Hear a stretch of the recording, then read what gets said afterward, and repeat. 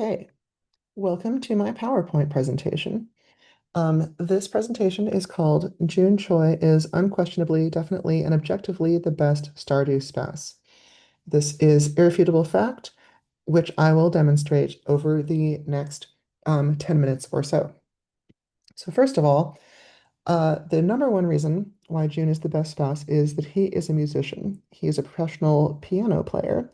There are many perks of marrying a pianist, including, but not limited to, getting free concerts at home or getting serenaded.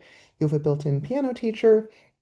You have someone to nerd out about music theory with, which I always appreciate. You always have a plus one for attending any concert, no matter how strange or avant-garde. Listening to classical music makes you smarter, and so does jazz, probably. He also plays the bass guitar. That is canon. Um, and Last but not least on this list, the long and skillful fingers, which cannot possibly be a bad thing. So these are all wonderful qualities to make someone an excellent spouse, and this is just one of many reasons why June is the best. Number two, he does not like hot weather. Um, as everyone knows, it is a fact that you can always put on more layers, but you cannot always take more layers off. Um, in this case, when it gets to be too hot and you're miserable, you don't have to deal with vacations like that. You don't have to have tropical weather and sweating and mosquitoes and bugs. You can do cool things like going to Antarctica or glacier camping or skiing, because you will not be subjected to the disgusting hot weather because June will not allow it. He will complain endlessly. Um, some of the examples of this are his dialogue where he does not understand what swimwear are. In the summertime, as you can see by the little sun icon, he goes for walks and then he comes back miserable and has to stand in front of the air conditioning. Whereas in the winter, as shown by the little snowflake, he enjoys going to the beach. He does get a little irritated that Alex will not open the ice cream stand in the snow, and that is unfortunate for him. I will certainly eat ice cream with you in the winter, June. Number three reason why he's the best spouse. He is sensitive and not afraid to share his emotions. Obviously, everybody loves a partner who can openly communicate and express their feelings. These are just a few of the examples of how June does this. He will often wax poetic about how much he loves living on the farm, how he loves waking up to the sound of rain on the farm roof, and how proud he is of you for all that you've accomplished. He also shares his not so good feelings as well.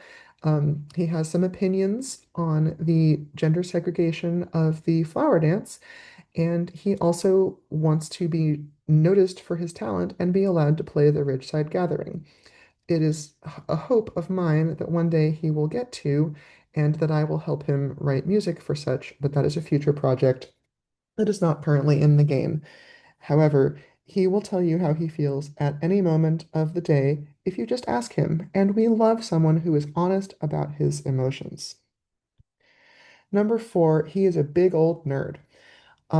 We have some neurodivergent representation in the game, wherein one of his love languages is info dumping. This is a spoiler for June's Four Heart event, but if you do his Four Heart event, he will take you out to breakfast at Pika's, and Pika is, of course, the cook who has a restaurant in Ridgeside Village where June lives. And Picos does not sell coffee, but June will tell you all about coffee. He will give you a lecture, 9 full paragraphs, about how Ember Island is world renowned for their coffee. He will talk about the plants and flowers that lend their own flavors to the profile of the bean. He talks about the roast, emphasizing the fruity notes compared to the dark roast, which would give it more of a cocoa taste. He talks about the volcanic soil, which is rich in nutrients, and how one of the key features of coffee from that region is the fruity and floral taste because of the soil, because of these beans.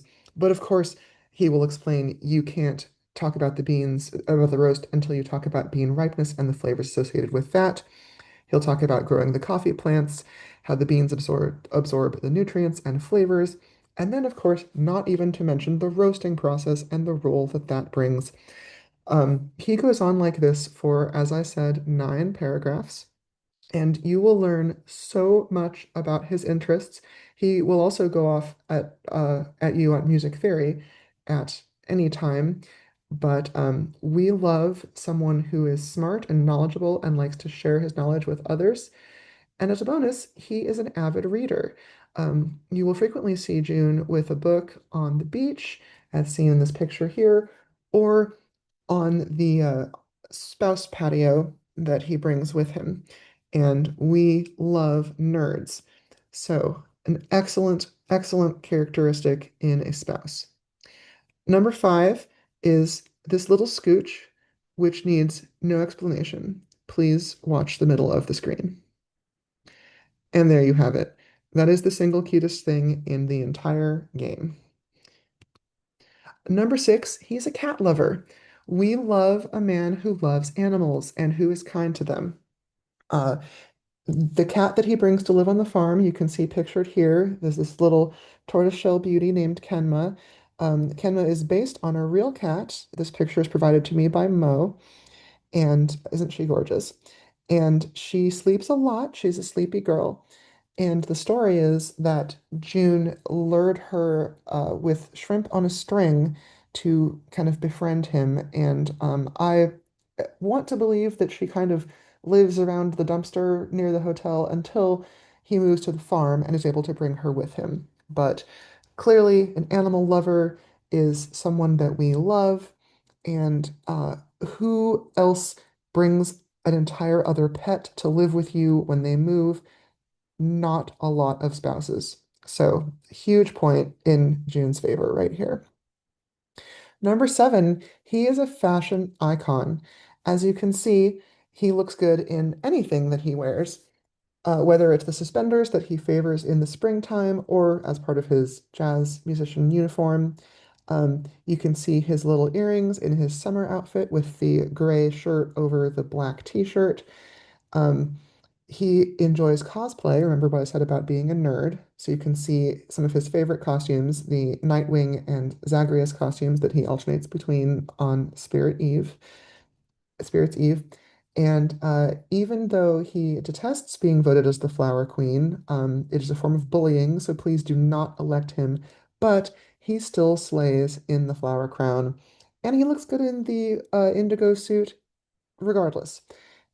He even looks amazing in the beach outfit where he's wearing a nice, modest, uh, protective shirt so he doesn't burn because he's very careful about his skin, as we will learn in a later slide. So, fashion icon, really, what more could you ask for? Tall. This is perhaps my favorite characteristic. June is taller than all the other bachelors. You can see here in this picture, he's standing next to Ben, who is 5'10", perfectly average for a Ferngill Republic man. So this height difference must mean that June is at least 6'4" or so. Now, some may argue that he is the tallest bachelor because of his hair, but I say it is because he is a tall king and we love it and we support him. Number 9, he will teach you so much about other cultures. Um, June immigrated to the Ferngill Republic when he was probably a tween or so, and can teach you all sorts of things. He has all sorts of stories about his childhood growing up in Korea. Technically not mentioned in game, but if you're paying attention, you can figure out what country he's talking about, and also it mentions in the Ridgeside Wiki. He can teach you his native language. He has manhwa in his bookshelf. He looks amazing in Hanbok at the wedding, as you can see in this picture here. Very adorable. Um, in many fan fictions, he will forget the English word when he's drunk or sleepy, which is so cute.